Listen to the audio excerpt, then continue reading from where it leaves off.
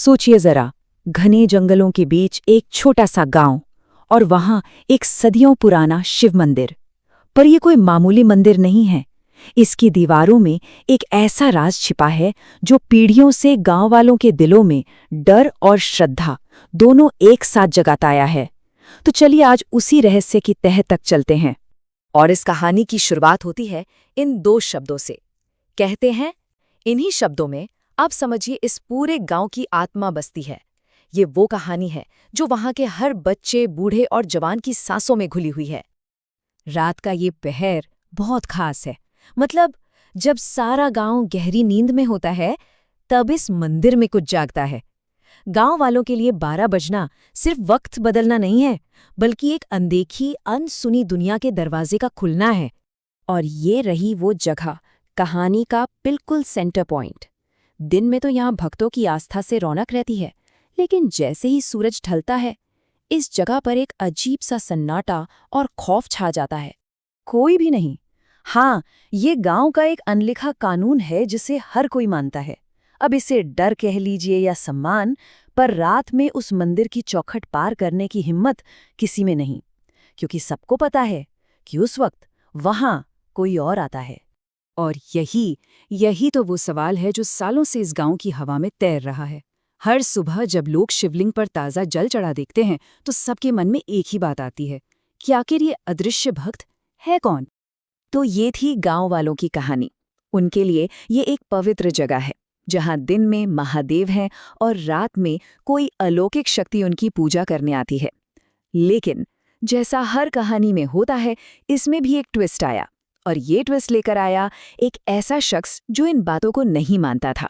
उसका नाम था विक्रम, शहर का पढ़ा लिखा नौजवान। अब उसके लिए गांव वालों की ये कहानियां बस अंधविश्वास थीं, एक कोरा वहम।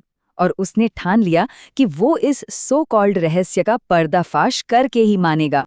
और बस यहीं से शुरू हुई असली जंग। एक तरफ थे गांव वाले, जिनकी चिंता सच्ची थी, जो पीढ़ियों के अनुभव पर आधारित थी। और दूसरी तरफ विक्रम का अड़ियलपन, उसका तर्क, जो हर चीज को साइंस की नजर से देखना चाहता था। गांव वालों ने बहुत रोका, पर विक्रम नहीं माना। वो उस रात मंदिर के एक कोने में जाके छिप गया। घड़ी में जैसे ही 12 बजे, सब शांत हो गया, बिल्कुल पिन ड्रॉप साइलेंस।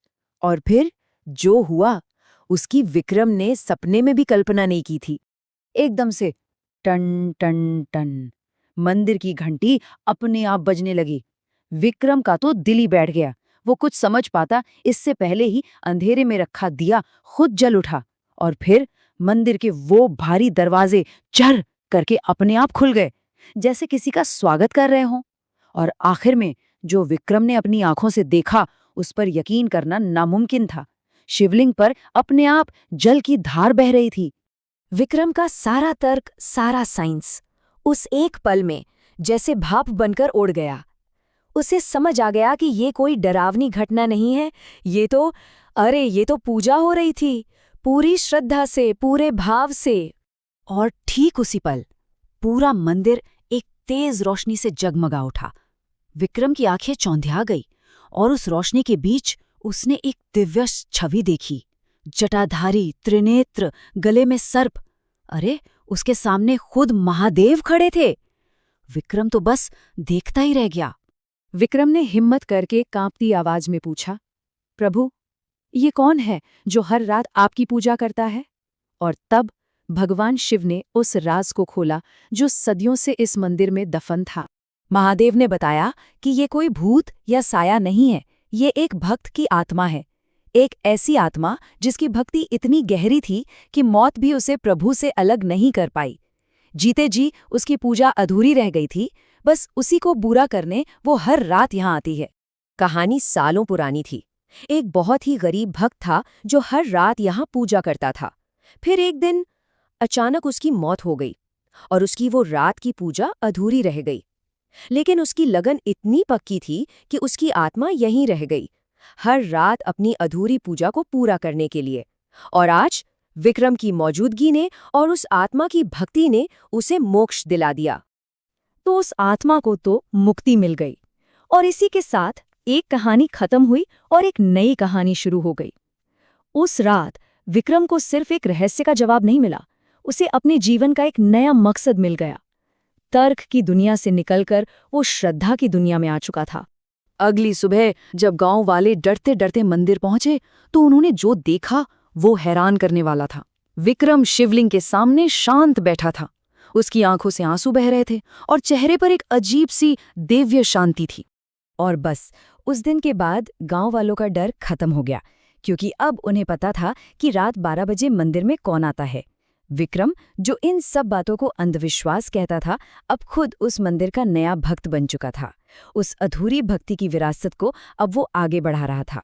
तो इस पूरी कहानी से हमें क्या सीखने को मिलता है? पहली बात कि सच्ची भक्ति कभी खत्म नहीं होती, वो समय और मौत से भी परे है। दूसरी बात कि आत्मा का परमात्मा से रिश्ता कभी नहीं टूटता। और सबसे जरूरी कि जहाँ सच्ची श्रद्धा होती है ना, वहाँ भगवान को खुद आना ही पड़ता है। तो ये कहानी हमें एक बड़े सवाल पर लाकर छोड़ देती है। क्या हर चीज को सिर्फ लॉजिक से ही समझा जा सकता है, या कुछ सच्चाइयाँ ऐसी भी हैं जो लॉजिक से, तर्क से बहुत ऊपर होती हैं?